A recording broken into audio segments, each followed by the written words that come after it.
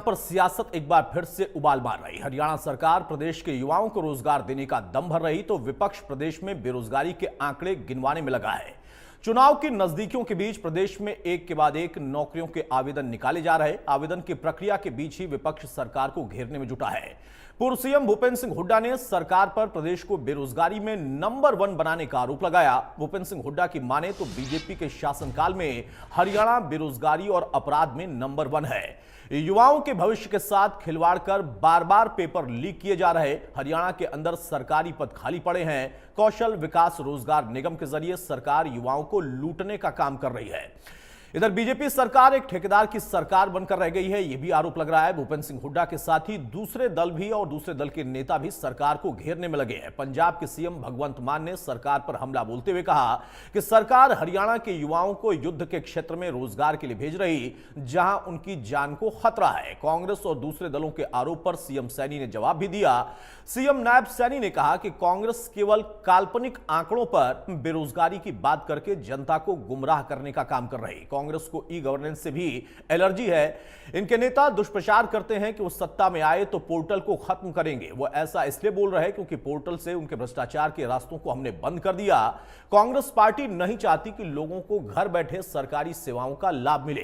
कांग्रेस की संस्कृति घोटाले की संस्कृति रही है। यह पलटवार नायब सिंह सैनी की तरफ से किया गया, बीजेपी की तरफ से किया गया, लेकिन भूपेंद्र सिंह हुड्डा हो, भगवंत मान हो, अभय चौटाला हो, ये तमाम विपक्षी नेता चुनावी समर में इस वक्त लगातार सरकार को घेरने का काम कर रहे हैं। और सिर्फ और अगर रोजगार की बात करें तो बेरोजगारी और रोजगार के मुद्दे पर सरकार को ना सिर्फ घेर रहे बल्कि यह भी कह रहे हैं कि 10 साल के शासनकाल में बीजेपी ने हरियाणा को नंबर 1 तो बनाया, लेकिन बेरोजगारी में और अपराध में। लेकिन सरकार का कहना है कि हमने बिना खर्ची पर्ची के ना सिर्फ लोगों को नौकरी दी बल्कि उसके साथ साथ हमने जो पोर्टल की व्यवस्था की है उससे ट्रांसपेरेंसी में भी बढ़ावा हुआ, जो बात विपक्षी दलों को नहीं पच रही। जो हमारे युवाओं के साथ, उनके भविष्य के साथ जो खिलवाड़ हो रहा है, जो इन्होंने बना रखा है, कौशल रोजगार निगम बनाया है। उसका क्या काम है, जैसे अध्यक्ष जी ने बताया, ना तो रिजर्वेशन है उसमें, ना पक्की नौकरी है, ना पेंशन है, कुछ भी नहीं, तनख्वाह आदमी से कम। क्या भ्रष्टाचार का अड्डा खोल रखा है। ना उसकी कोई मेरिट है, कोई मेरिट नहीं है, जिसमें मर्जी करते उठा के।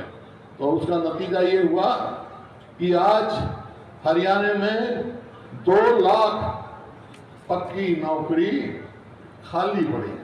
पक्की नौकरी नहीं दी, ठेकेदारी दे रहे हैं। हमने ठेकेदारी सिस्टम खत्म किया कि सरकार खुद ठेकेदार बन गई। हमारे युवाओं को ठेके पे इजराइल में लड़ाई में भेज रही है। आपने देखा होगा, पढ़ा होगा। तो ये है, तो भाई हमारी कांग्रेस की सरकार आएगी तो 2 लाख बच्चों को पक्की नौकरी देंगे, हम तक सरकारी नौकरी देंगे। आज 2.5 साल हो गए सरकार बनी नूं पंजाब च 43,000 सरकारी नौकरियां बिना किसी रिश्वत तो दे के थोड़े सामने खड़ा। 43,000 और किसी का 1 रुपया लग्या हो मैनू दस दिओ कृपा करके कि 1 रुपया लग गया जां चाह पी ली। एक घर च 3-3 नौकरियां भी मिलियां ने क्योंकि बच्चों ने पेपर दिते, जेड़े मैरिट च आ गए असीं बुला ले। ते इत्थे हरियाणे च मैं पता किया, खट्टर साहब कहंदे यूक्रेन चले जाओ, उत्थे फौज च भर्ती हो जाओ। लै दस, असीं यूक्रेन चों कड्ढी जाने अपने बच्चों नूं, हरियाणे वाले कहंदे उत्थे जाके नौकरियां कर लो, साडे तो दित्ती नहीं जाती। शर्म नहीं आउंदी इन्हां नूं ये गल कहने। ये भर्ती रोकथाम, कोई भी भर्ती निकलती है सबसे पहले कोर्ट के दरवाजा खटखटाते हैं। परंतु फिर भी मैं सरकार को इसके लिए अप्रिशिएट करता हूं कि हर बच्चा, चाहे भर्ती गैंग कितना भी वो प्रयास कर ले, बिना पर्ची बिना खर्ची ट्रांसपेरेंसी के आधार के ऊपर आज गरीब का परिवार का बेटा भी आज हरियाणा सरकार में सर्विस लगता है। आज हरियाणा सरकार में पुलिस में भर्ती होता है। आज हरियाणा सरकार में एसडीएम लग जाता है। आज हरियाणा सरकार में बिना पर्ची बिना खर्ची के तहसीलदार लग जाता है। ये सिस्टम, ये परिवर्तन अगर किसी ने किया, ये हमारी सरकार ने, भारतीय जनता पार्टी की सरकार ने किया है। उसका लाभ भी आज आम लोगों को, गरीब व्यक्ति को भी मिल रहा है। विभाजन स्वीकार कर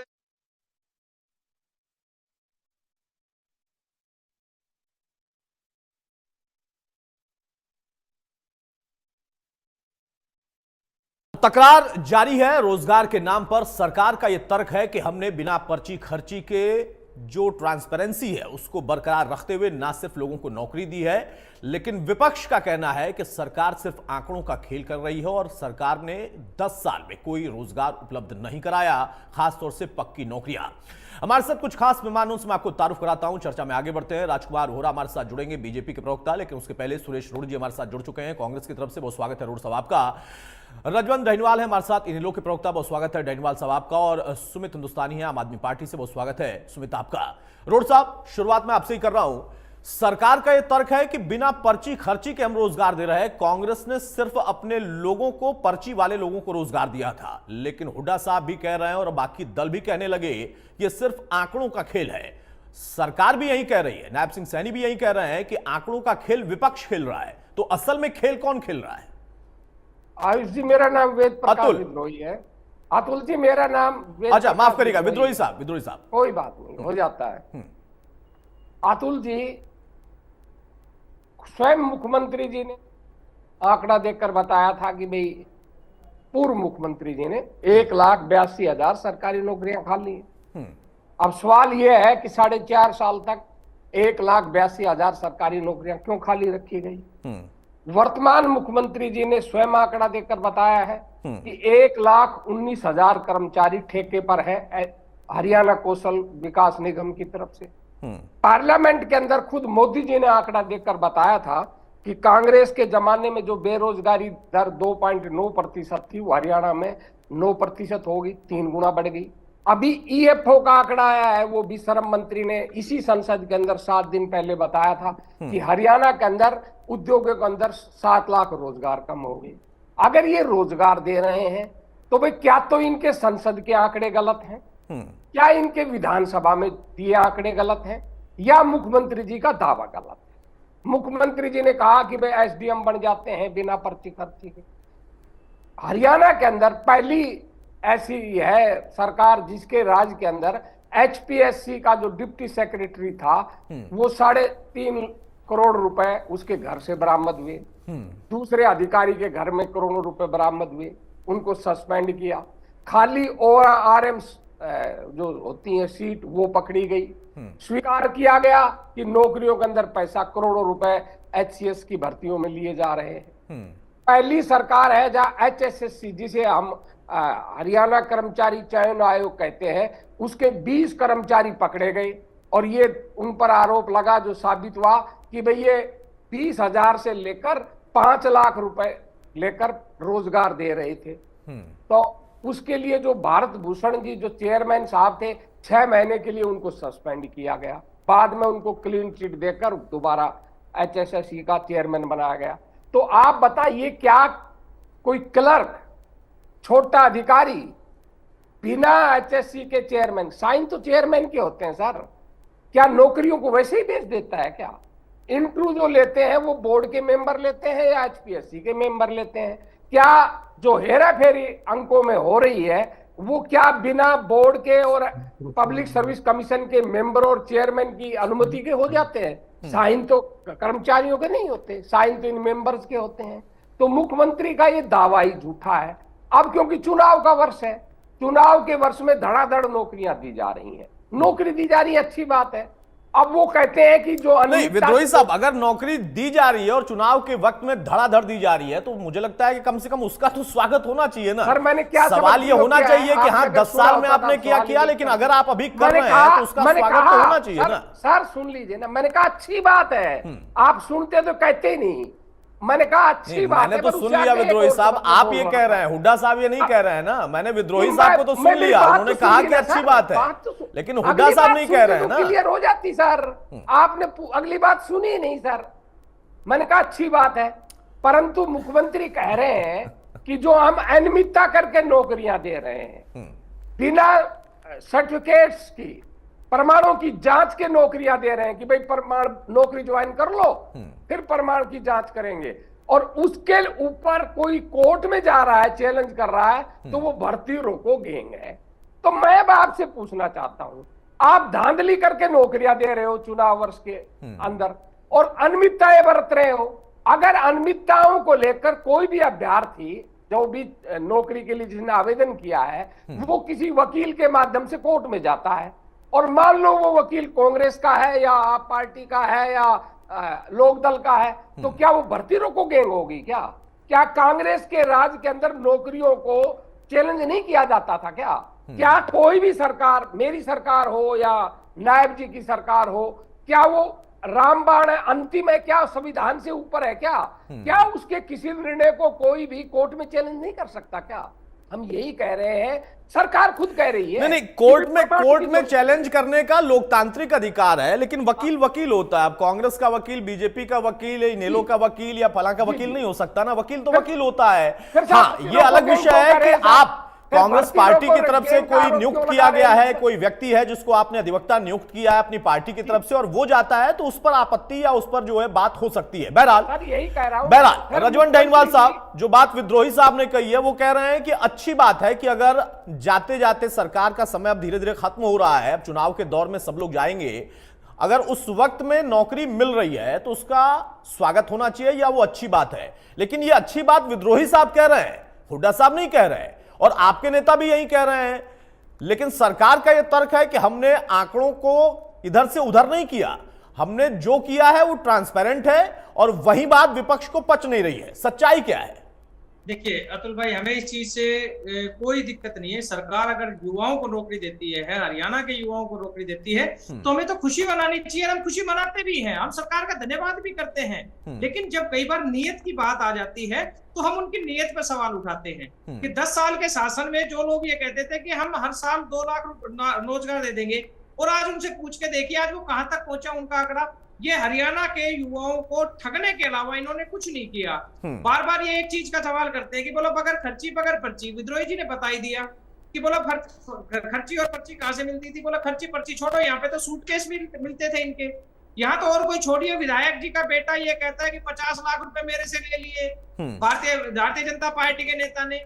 दूसरी जगह होटल में एक भाजपा विधायक का रिश्तेदार बन के 15 लाख रुपए ले लिए। अब ये खर्ची पर्ची का जिक्र कर रहा हूं, ये हम कोई अपने घर से थोड़ी बना के लेके आए हैं, कुछ हुआ होगा तभी तो ये खबरें आती है ना, और ये खबरें आप लोगों के माध्यम से हमें पता लगता है। तो ये तो एक इनका झूठा ढकोसला है, जिसको ये कह सकते हैं कि बोला बगैर खर्ची बगैर पर्ची के। अगर सब कुछ इतना पाक साफ होता तो हरियाणा में जो युवा बेरोजगार घूम रहे हो बेरोजगार नहीं होते।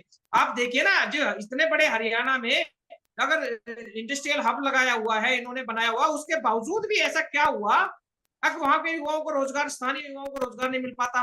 सरकारी नौकरियों को इन्होंने बंद कर दिया, इन्होंने हर नौकरी को इन्होंने HKRN के माध्यम से कर दिया, HKRN के माध्यम से कर दिया। दूसरी बात मैं एक चीज बताऊंगा कि ये बार बार कहते हैं कि हमने बोला नौकरी करने का काम किया है। मैं छोटा मोटा आंकड़ा दे देता हूँ, वो समझ जाएंगे। कुरुक्षेत्र यूनिवर्सिटी में प्रोफेसरों की भर्ती निकली, नोटिफिकेशन आया, बोला भर्ती रद्द हो गई। CDLU में असिस्टेंट प्रोफेसर की भर्ती निकली, नोटिफिकेशन आया, भर्ती रद्द हो गई। अब ये क्या चीज है ये? उसके बाद एक ओवरऑल नोटिफिकेशन आ गया कि बोला किसी भी जो यूनिवर्सिटी में अगले आदेश तक कोई भर्ती प्रक्रिया जारी नहीं रहेगी, जो भी है उनको पोस्टपोन कर दीजिए। इसका मतलब क्या है? ये क्या युवा इनका इंतजार करेंगे कि कब भर्ती निकाले? इनसे पूछे, कॉलेज कैडर की भर्ती के लिए लगातार युवा चीख कर सड़कों पर बेचारे परेशान हो रहे थे। वो ये कह रहे थे कॉलेज डाइनवाल साहब, युवा तो सिर्फ हरियाणा में नहीं, तमाम जगहों पर चीख कर ही पुकार लगा रहे हैं। लेकिन सवाल इस बात का है ना कि जब आपसे पूछा जाएगा तो आप सरकार पर सवाल उठाएंगे, बिल्कुल हक भी आपका उठाना चाहिए। लेकिन आपके दौर में क्या हुआ था वो फिर वो गिनाते हैं, और जिसकी वजह से किसी को जेल भी जाना पड़ा था, फिर उसके लिए आप हुड्डा साहब को दोषी ठहराते हैं, कहते हैं कि नहीं हुड्डा साहब ने जानबूझकर आपके नेता के साथ ये कर दिया था। सवाल तो सब पे है ना। अतुल जी देखिए, हालांकि मैं पीछे वाली चीजों पे जाना नहीं चाहूंगा, लेकिन फिर भी मैं एक चीज कह देता हूं। उसको अगर आप देखेंगे तो उसमें पूरी तरह से विद्रोही जी बैठे इस चीज के लिए बिल्कुल पाक साफ बात, मैं इनकी बातों से सहमत हो जाता हूं। विद्रोही जी को भी पता है कि वहां पर सुप्रीम कोर्ट के 2 वर्डिक्ट आए थे। एक में जो भर्ती हुई थी उनमें उनको प्रमोशन दे दिया गया था, और चौधरी ओम प्रकाश चौटाला जी को सजा दे दी गई थी। भर्ती हुई जो भर्ती लगे जिनमें यह कहा गया कि बोला नहीं भर्ती तो हुई है, इनको प्रमोशन दे दो। दूसरी तरफ क्या कहेगा, बोला भर्ती गलत है, बोला चौधरी ओम प्रकाश चौटाला जी को सजा दे तो आप कोर्ट पर सवाल उठा रहे हैं। एक ही चीज पर दो फैसले आना। और दूसरी बात, नहीं मैं कोर्ट के वैसे नहीं, जो चीज हो चुकी है उसके ऊपर कोई आरोप प्रत्यारोप नहीं लगाने चाहिए। उसके बाद दूसरी चीज, जब चौधरी भूपेंद्र सिंह हुड्डा ने जब भर्ती की तो वो भर्तियों में जेबीटी मास्टर्स को उनको तो बाहर निकाल दिया, चौधरी भूपेंद्र सिंह को बचा दिया।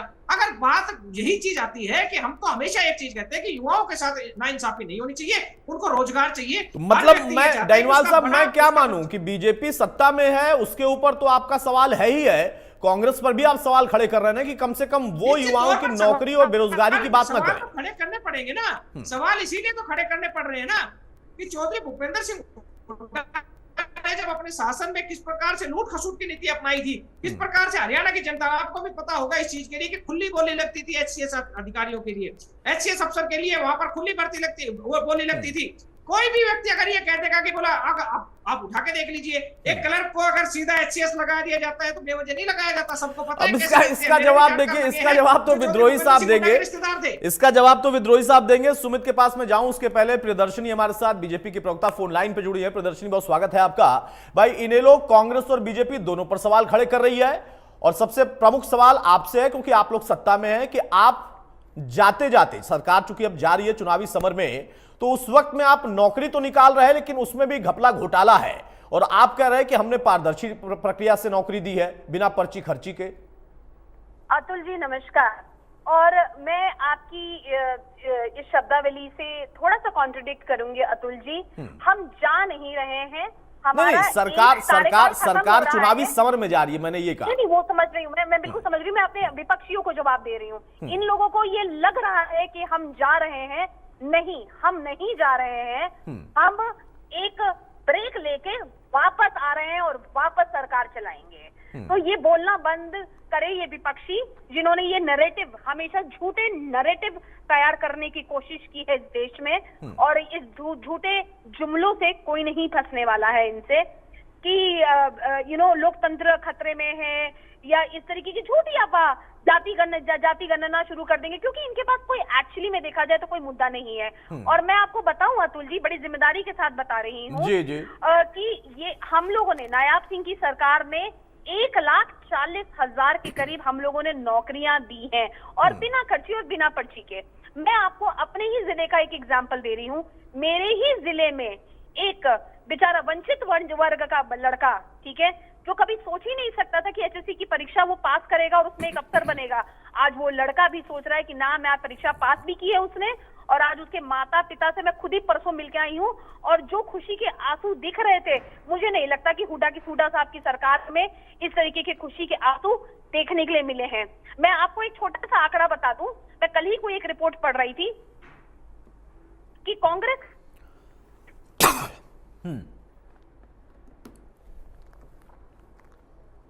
ये है कि कांग्रेस अपने नाम पे भूल गई। आयुष्मान योजना के तहत आज कोई भी गरीब व्यक्ति आज जाके 5 लाख का बीमा उसके पास है, आज वो किसी के ऊपर निर्भर नहीं है, वो कार्ड दिखा के किसी भी अस्पताल, सरकारी अस्पताल में जा सकता है और वो बीमा की सुविधा ले सकता है। जहां हुड्डा साहब के समय में जब गैस सिलेंडर बुक होता था तब 3 या 4 दिन में आता था, आज मात्र एक कॉल से आज एक हमारी जो महिला है, बहन है, उसके घर में सिलेंडर आ जाता है। तो कांग्रेस से पूछना चाहिए कि इन्होंने प्रियदर्शनी, मतलब मैं अगर मोटी मोटी बात समझ पाऊं तो आपका यही कहना है कि हम आंकड़ों का खेल भी नहीं कर रहे हैं, और खेल असल में कर रहा है तो वो विपक्ष कर रहा है जो कि झूठे आंकड़े दे रहा है, या फिर ये नैरेटिव सेट करने की कोशिश कर रहा है कि वो सरकार में जो बैठे हैं वो जा रहे हैं और ये आ रहे हैं। बिल्कुल। और अतुल जी, में एक बड़ी इंपॉर्टेंट पॉइंट, ये आपके टॉपिक से थोड़ा सा हटके में इस बारे बड़ा सेंसिटिव विषय है, क्योंकि मैं एटलीस्ट अपने बहुत राष्ट्रवादी मानती हूँ, और इस बारे में आपसे बताना चाहती हूँ कि ये जो ये नैरेटिव फैलाने की कोशिश कर रहे हैं कि जिसको कहते हैं कि जाति गणना होनी चाहिए, जाति गणना होनी चाहिए, तो पहली बात कि राहुल गांधी पहले अपनी जाति बताएं, अपने आप को काश्मीरी पंडित बोलना बंद करें, क्योंकि राहुल गांधी किसी भी फैमिली ट्री के, हम लोग नाना के गोत्र से कब से है, हम अपने पिता के, अपने दादा के गोत्रों से जाने जाते हैं।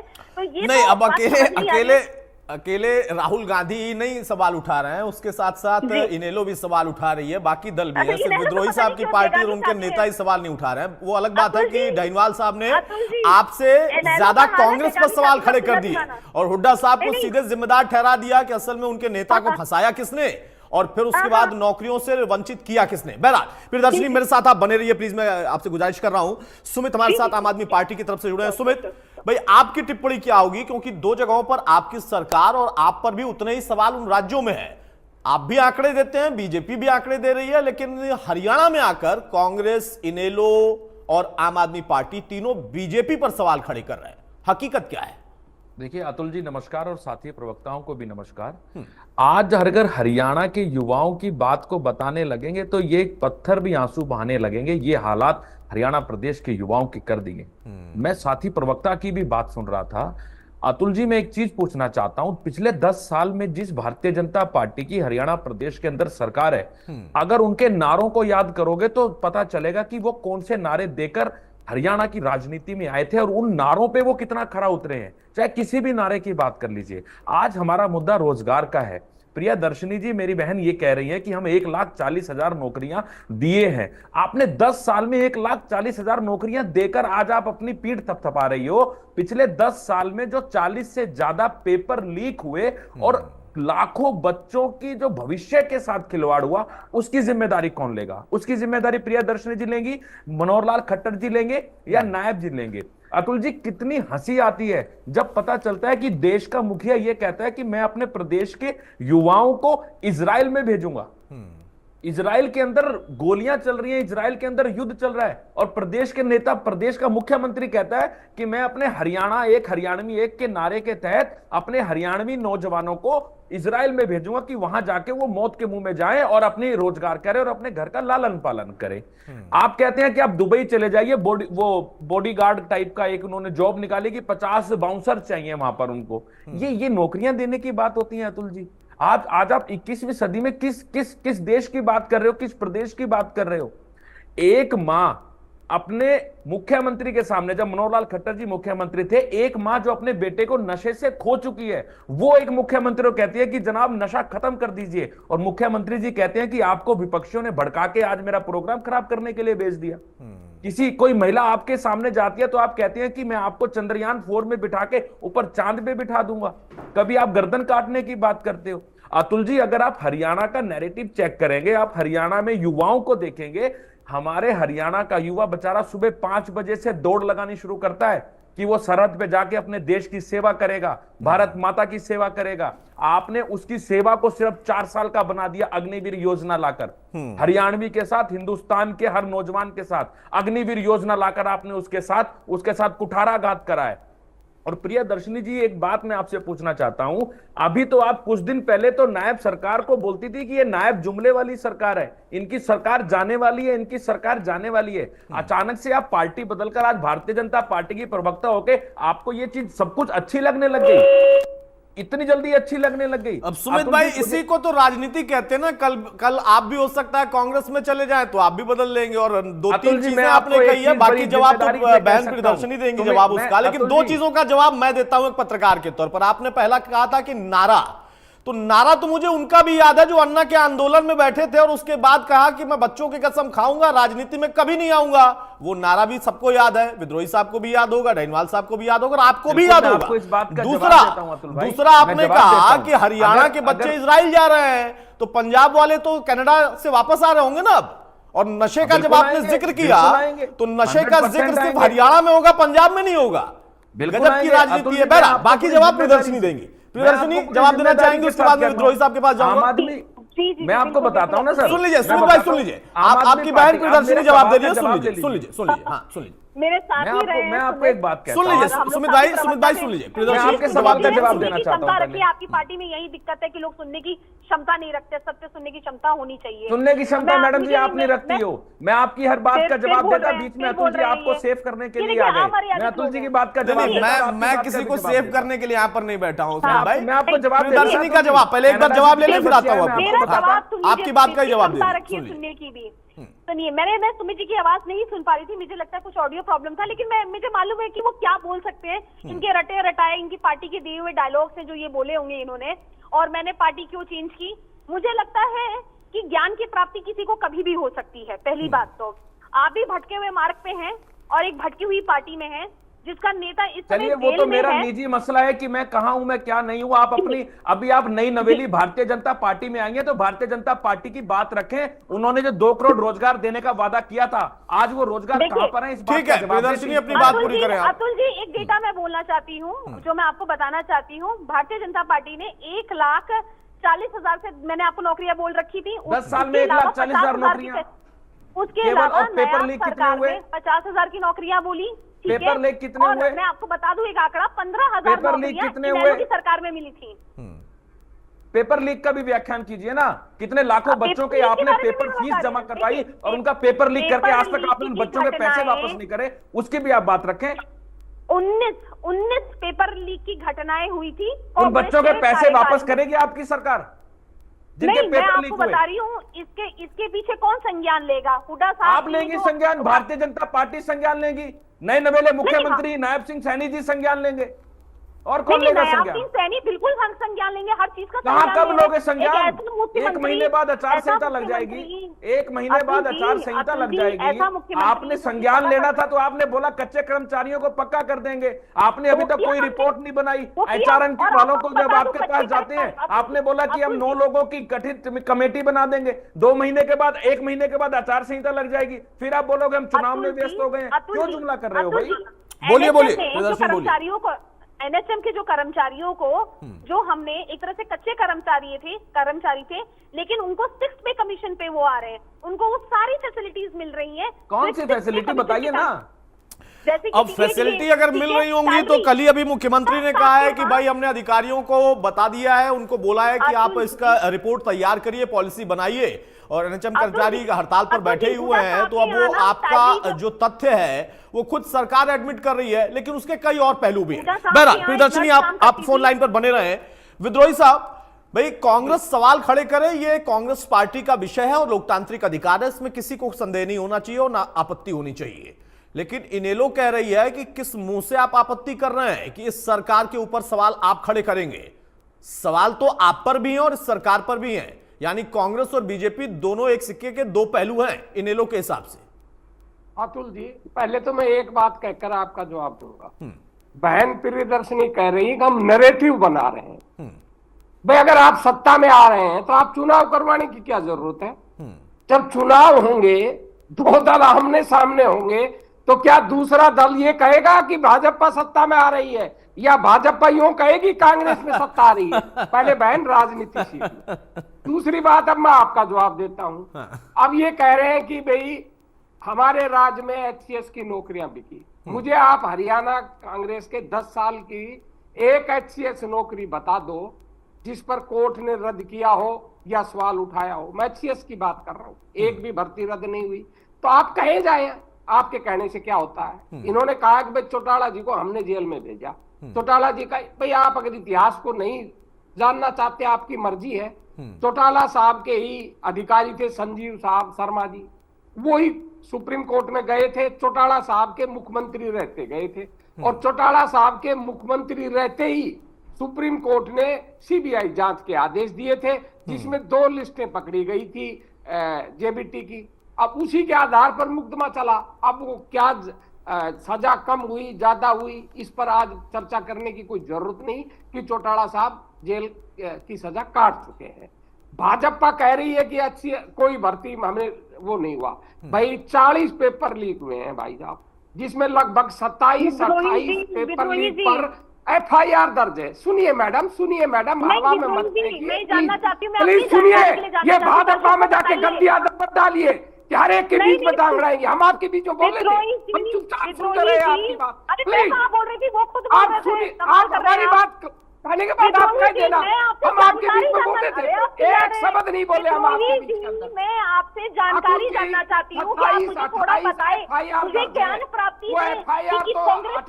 अचल जी मैंने दर्ज नहीं करी, वो तो भाजपा सरकार ने ही दर्ज की है। और आश्चर्य ये है कि एक तरफ सरकार ये कहती है पेपर लीक हुए हैं और दूसरी तरफ उसी पेपर लीक के आधार पर भर्तियां हुई हैं।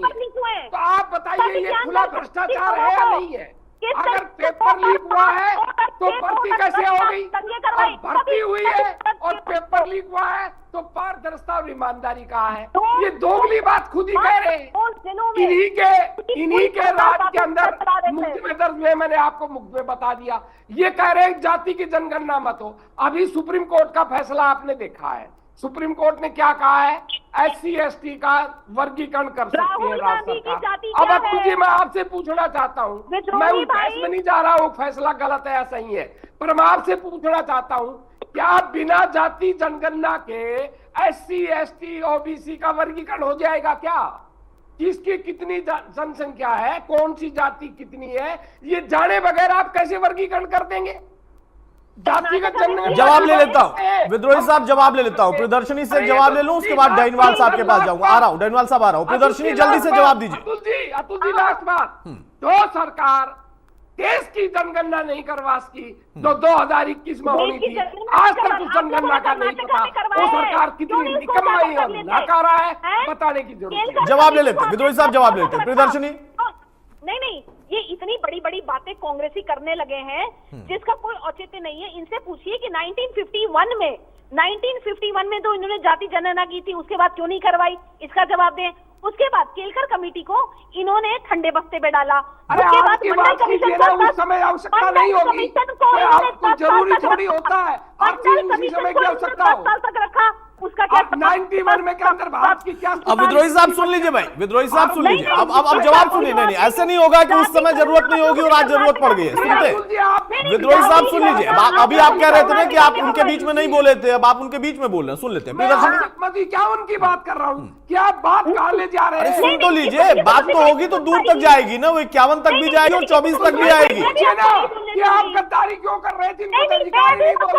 ये तो अंग्रेजों की दलाली कर रहे थे, आजादी आंदोलन के विरोधी थे। फिर ये बात भी पूछिए।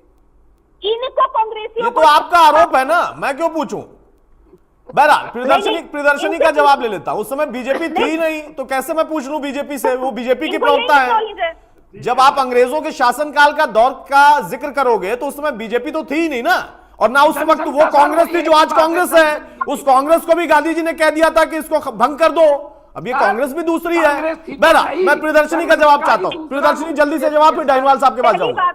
पहली बात तो 1947 की पहले की कांग्रेस और आज की जो कांग्रेस है, तो इन कांग्रेसियों को पहले तो ये भ्रम अपने आप को उतार देना चाहिए कि ये किसी से भी मेल खाते हैं, क्योंकि ये जीजा जी की कांग्रेस है जहां पे सिर्फ जीजा जी को लैंड एक्वायर करवाया जाता है और कोई मतलब नहीं है किसी भी चीज से। और जीजा जी कौन है ये सबको मालूम है, ये बताने की जरूरत नहीं है। जहां तक विद्रोही मैं बड़े प्यार से सुन रही थी, मुझे ये बताएं कि मंडल जब इतना ही इनको जाति गणना करवानी थी तो कर्नाटका में आपने जाति गणना करवाई है, आप उसको क्यों नहीं उजागर कर लेते? हिमाचल में भी आपकी सरकार है, हिमाचल में आप क्यों नहीं उजागर कर लेते? आप हिमाचल में जाति गणना शुरुआत करिए, लेकिन ये नहीं करेंगे। इनको इस पे राजनीति खेलनी है, इस पे इन्होंने राजनीतिक कार्ड खेलना है। इनसे पूछिए कि केलकर कमेटी को इन्होंने ठंडे बस्ते में डाला।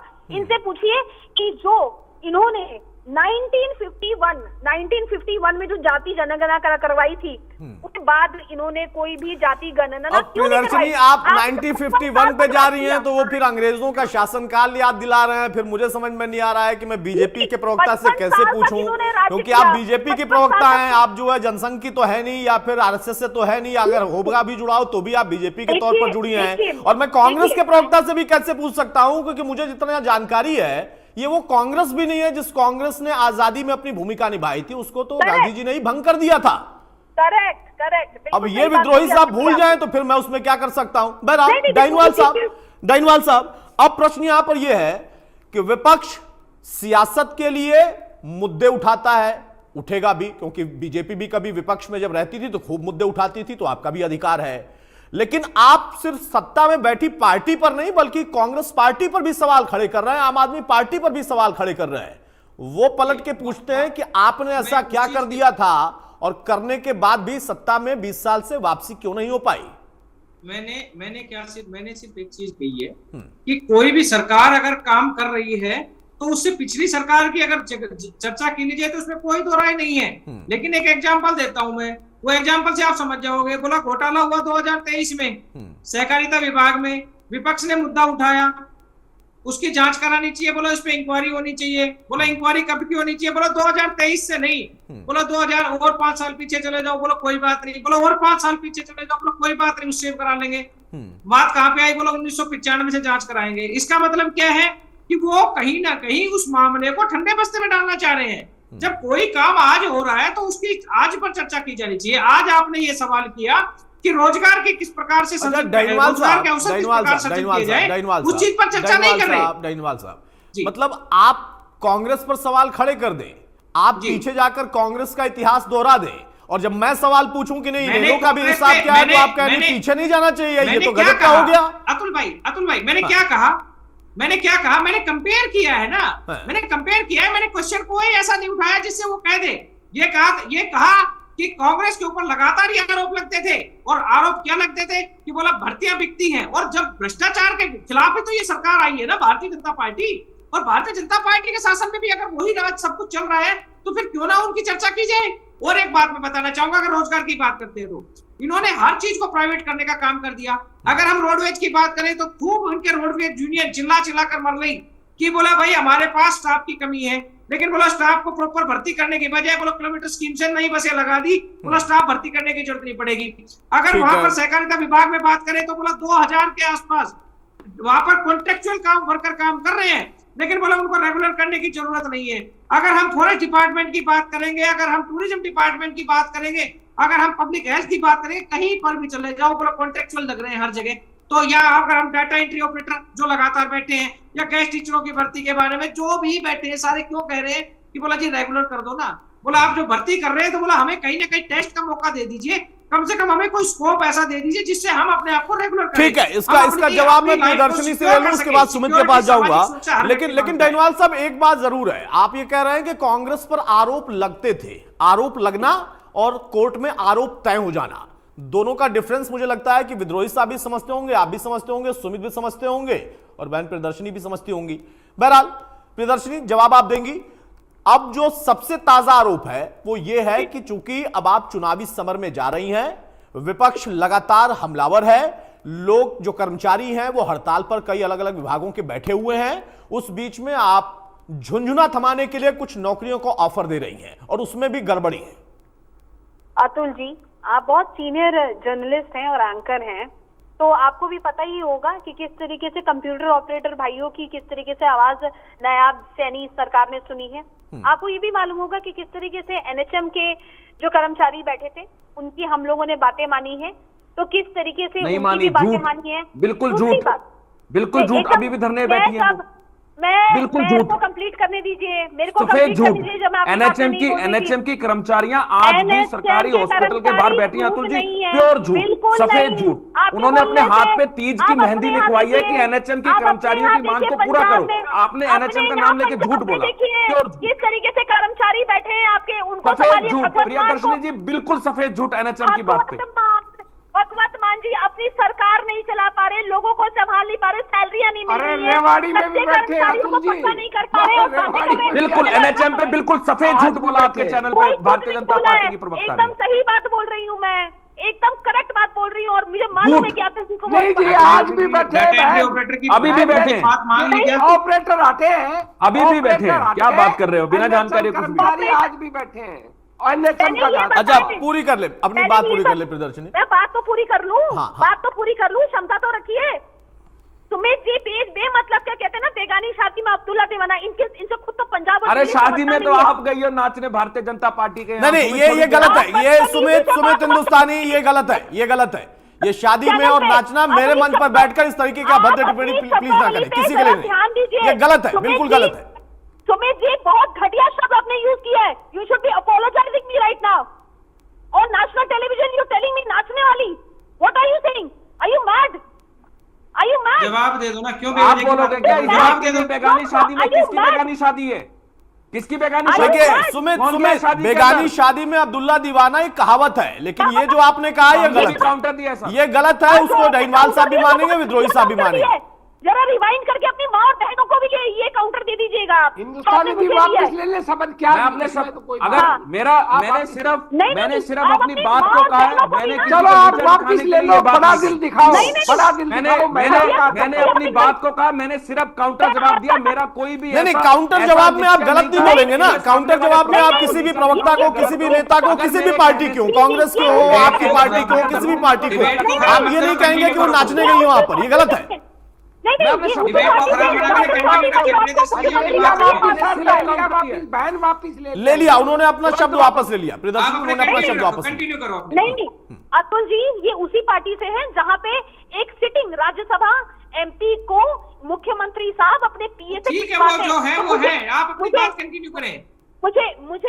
मुझे कोई हैरानी नहीं हो रही है कि सुमित मेरे एक पुराने कलीग होते हुए इतनी बदतमीजी वाली बात कर रहे हैं। मैंने अपनी कोई बात बात को नहीं, जो नोट बोल दिया किया, उन्होंने बात वापस को ले लिया वापस शब्द, लिया और आप मैंने कंटिन्यू बहुत- करो। अतुल जी, मैंने आपके वापस चैनल ले लिया बिल्कुल उन्होंने, clear प्रियदर्शनी बोला, उन्होंने मैंने अपने बात शब्द बात वापस बात लिए। ले ली, उसके बाद दूसरे सुमित की सुमित ने जो अपने बोली शब्द है, वापस के लिए, बारे में वो कुछ भी अपने नहीं अपने रखता शब्द वापस ले चुके हैं। ठीक है, सिर्फ कंटिन्यू मैंने अपनी करिए, बात को प्रियदर्शनी। लिया और मैं अपने शब्दों को वापस लेके बात कर। हाँ प्रियदर्शनी, अब बात आते हैं जहां पे ये आपने जो मुझसे प्रश्न पूछा है कि एनएचएम के जो कर्मचारी हैं, हमने उनकी सारी मांगे मान ली है। एक उनकी जो मांग है वो भी हमने, जो एक आखिरी मांग थी कि इन्हें 7th पे कमीशन पे रखा जाए, वो भी नायाब सरकार ने आज ही जारी किया है और ये भी हम लोग मान लेंगे। तो मैं आपको बता दूं कि हम तो मान रहे हैं, लेकिन मेरा एक प्रश्न सबसे बड़ा जो यहाँ पे होता है कि आज पंजाब, और आप ये देख लीजिए पंजाब में कितने कच्चे कर्मचारियों को इन्होंने पक्का किया है, इनसे ये सवाल पूछिए। आज भी कच्चे कर्मचारी आज हड़ताल पे हैं और भगवत मान जी आपने भी कैबिनेट की मीटिंग में कच्चे कर्मचारियों पर कोई चर्चा नहीं की, ध्यान रखो। नहीं उनको आप कोई चर्चा की है उस पे? कोई आपकी सहमति बनी? के लिए गए थे आपके बनी नहीं है, दूसरों के ऊपर जा रहे हो। हरियाणा की चर्चा करना चाह रहे हैं, हरियाणा की बताओ ना, आपने क्या किया कच्चे कर्मचारियों के लिए? जब दिल्ली डूब रही थी, जब दिल्ली में पानी की दिक्कत थी, जनता त्राही मांग कर रही थी, पानी के लिए तरस रही थी, तब इनकी मंत्री नौटंकी कर रही थी। नौटंकी 3 दिन का एक शो दिखाया था जहाँ पे वो अपने आप को अनशन में बता रही थी। हरियाणा की नौकरी का और उसका क्या संबंध है? नौकरी का दिल्ली का डूबने का आपने कितनी ठीक है। नौकरियां दी? नहीं आ रहा। मैं आपको ठीक है, बताती हूँ। प्रियदर्शनी अगर पानी मैं हरियाणा सुमित कांग्रेस के सुमित अपने- सुमित का एक जवाब ले लेता हूं। सुमित का एक जवाब लेता हूं। सुमित, देखिए सवाल बहुत सारे हैं, लेकिन इन सबके बीच में सबसे मुख्य जो मुद्दा है वो है कि कितना आप लोगों को चिंता हो रही है कि युवाओं को नौकरी नहीं मिल रही। वो प्रश्न पंजाब में भी है, वो प्रश्न दिल्ली में भी है, वो प्रश्न हरियाणा में भी है। कहीं आप सत्ता में है, आपकी जवाबदेही है, कहीं कोई और सत्ता में है, उसकी जवाबदेही है। प्रश्न वहीं खड़ा है। अतुल जी, मैं बड़ी विनम्रता पूर्वक सबसे पहले तो जो मैंने प्रियदर्शनी जी को जिस बात का बुरा लगा, वो मेरी बिल्कुल वैसी मंशा नहीं थी कि मैं उनको उनकी डिसरिस्पेक्ट नहीं, ठीक बात है, आपकी इस अगर बात मेरे का किसी स्वागत है। वजह से हाँ। उनको परेशानी होती तो मैं शब्दों को वापस लेता। बिल्कुल अच्छी बात, लेकिन स्वागत अगर है। जब बात आप दिल्ली और पंजाब की करते हैं, तो दिल्ली के अंदर जब हमने सुप्रीम कोर्ट से हमने ये केस जीता कि दिल्ली की जनता द्वारा चुनी हुई सरकार को ही हक दिया जाता है किनको जॉब पे रखा जाएगा, कौन सी नौकरियां निकाली जाएंगी, ये सारी चीजें जब दिल्ली सरकार के अंडर में आती हैं, तब भारतीय जनता पार्टी के लोग संसद में बैठ के हमसे वो हक छीनने का काम करते हैं। तो दिल्ली के अंदर तो हम जॉब निकाल ही नहीं पा रहे हैं, हम जॉब कैसे दे पाएंगे? भारतीय जनता पार्टी एलजी को हमारे बीच में आके खड़ा कर, पंजाब में आपने देखा होगा। दूसरी बात जहां दूसरे राज्य में पंजाब के अंदर सरकार है, अभी हमारी सरकार को बने हुए बहुत कम समय हुआ है।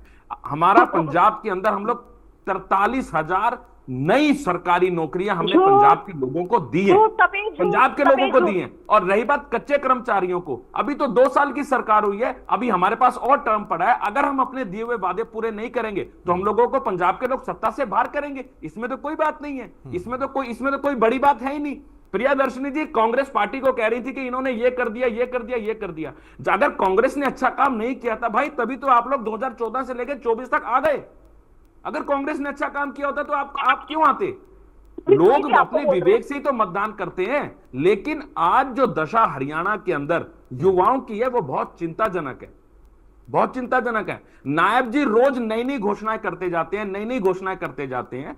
मुझे अतुल जी एक बात बता दीजिए, अगर इतनी ही युवाओं की फिक्र है भारतीय जनता पार्टी को, तो क्यों नहीं वो एक युवा को अपने मुख्यमंत्री का चेहरा बना देते इस बार 2024 के इलेक्शन में? अब ये तो उनका विषय है ना, ये भी आप ही तय करेंगे क्या भाई?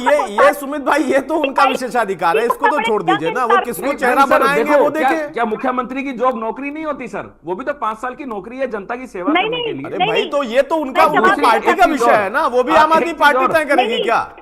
एक चीज और अतुल जी मैं आपको बताता हूं, जब आप जब नारे की बात आई थी, आपने बोला कि सुमित भाई मुझे तो अन्ना के टाइम के नारे भी याद आते हैं। हमने कहा था कि हम राजनीति को करने नहीं, हम राजनीति को बदलने के लिए आए हैं। हिंदुस्तान की पहली ऐसी सरकार है आम आदमी पार्टी की सरकार, वो वाला शायद आपने सुना नहीं होगा, जब बच्चों के सर पे हाथ रख के कसम खा रहे थे ना कि मैं राजनीति में कभी नहीं आऊंगा, वो वाला फ्रेम भूल गए शायद। लाख करोड़ का कर्जा था, हम रोज उस कर्जे को धीरे धीरे कम कर रहे हैं। लेकिन हरियाणा सरकार के अंदर जब आप बात करते हैं, हरियाणा के अंदर जब भारतीय जनता पार्टी की सरकार आई तब हरियाणा पे कितना कर्जा था, और आज जब भारतीय जनता पार्टी की सरकार जाने वाली है तब हरियाणा सरकार पे कितना कर्जा है। तो आने वाली किसकी है? आने वाली किसकी है फिर? आम आदमी पार्टी की आएगी। अच्छा, मैं तो अब ये कंफ्यूज हो गया ना, विद्रोही साहब कह रहे हैं उनकी आएगी, इनेलो कह रही है बसपा के साथ हमारी आएगी, आप कह रहे हैं कि आपकी आएगी, और बीजेपी कह रही है हम जा ही नहीं रहे हैं तो आएगी कैसे किसी की सरकार? अभी तो बड़ा कंफ्यूजन है, इसके लिए थोड़ा वेट करिए, जब नतीजे आ जाएंगे उस दिन बात करेंगे। बहरहाल प्रियदर्शनी, जल्दी से काउंटर भाई, आप कुछ भी कहते रहे, मुद्दा जोरदार तरीके से विपक्ष उठाएगा और ये उसका अधिकार है, क्योंकि विपक्ष में रहकर आपने भी बहुत जोरदार तरीके से मुद्दे पूरे देश में उठाए थे, ये इतिहास है। जी, मुंगेरी लाल के देखिए अतुल जी, कोई भी हसीन सपने देख सकता है, इसमें तो कोई बुराई नहीं है, और सपने देखने का अधिकार सबको है। लेकिन हकीकत ये है कि आज देश की जनता या हरियाणा की जनता कहीं ना कहीं ये समझ गई है कि अगर कोई काम करने वाली सरकार है तो वो नायाब सिंह सैनी की सरकार है। लोगों की, महिलाओं की सुरक्षा के बारे में अगर कोई सोच रहा है तो वो नायाब जी की सरकार सोच रही है। जिस तरीके से हमने उज्ज्वला योजना की, मैं आपको सारी बातें बता दी हैं कि किस तरीके से हमारी रोजगार की बात बताओ ना, रोजगार की बात बता रही। कौन बोल रही है? कौन सी? सॉरी, मैं फोनों पे हूँ तो मुझे पता नहीं। अभी रोजगार की बात किसने बोली है? रोजगार की बात जिसने भी बोली है तो मैं बता देती हूँ। अगर विद्रोही जी पूछ रहे हैं तो मैं आपको विद्रोही जी बता दूं कि कांग्रेस के समय में 86,000 रोजगार आप लोगों ने दिए, हमने 1,40,000 दिए हैं और अभी 50,000 और दे देंगे। अगर इनेलो के प्रवक्ता ये बात बोल रहे हैं तो मैं इनेलो के प्रवक्ता को ये बता दूं कि आपके समय में 15,000 पिछले 10 साल में क्या किया आपने? 50,000 भर्ती जो आप लास्ट के मंथ में कहने की बात कर रहे हैं, पिछले 9.5 साल, पौने 10 साल आपने क्या किया? आप उस चीज का जवाब मांग रहे हैं हम। हरियाणा में अगर आपने रोजगार नहीं होते तो यहाँ के बच्चे बेरोजगार नहीं बनते। बहरहाल देखिए प्रियदर्शनी, जैसा मैंने जो सवाल आखिरी में आपसे किया था कि आपको इस सवाल से बचने की फिलहाल जरूरत नहीं है, क्योंकि ये सवाल तो उठेगा और उसका जवाब आपका सिर्फ जवाब के तौर पर होगा या वाकई आंकड़ों के तौर पर होगा। और अगर आंकड़ों में है, अगर वाकई पारदर्शी प्रक्रिया के तहत कुछ किया गया है तो जनता उसका लाभ ले रही होगी, और जनता को जब लाभ मिलता है तो वो अपना चुनाव उसी के इर्द गिर्द करती है, ये परिणाम ही बताएगा। फिलहाल बहुत शुक्रिया प्रियदर्शनी आपका, विद्रोही जी आपका, डायनवाल साहब आपका और सुमित भाई आपका भी। तो मौजूदा दौर में एक बार फिर से रोजगार को लेकर पूरा विपक्ष एकजुट है, हमलावर है, लेकिन बंटवारा विपक्ष में यहां पर दिखता है। वो कहते नहीं हमारी आएगी, हमारी आएगी, हमारी आएगी, और अब 2-3 अगर पार्टियां ये क्लेम करें तो फिर जो सत्ता में बैठे हैं वो कहते हैं कि ऐसे ही आप क्लेम करते रहिए, हम तो वापस आ रहे हैं। अब वापस किसको लाना है, ये जनता की जिम्मेदारी है। राम राम।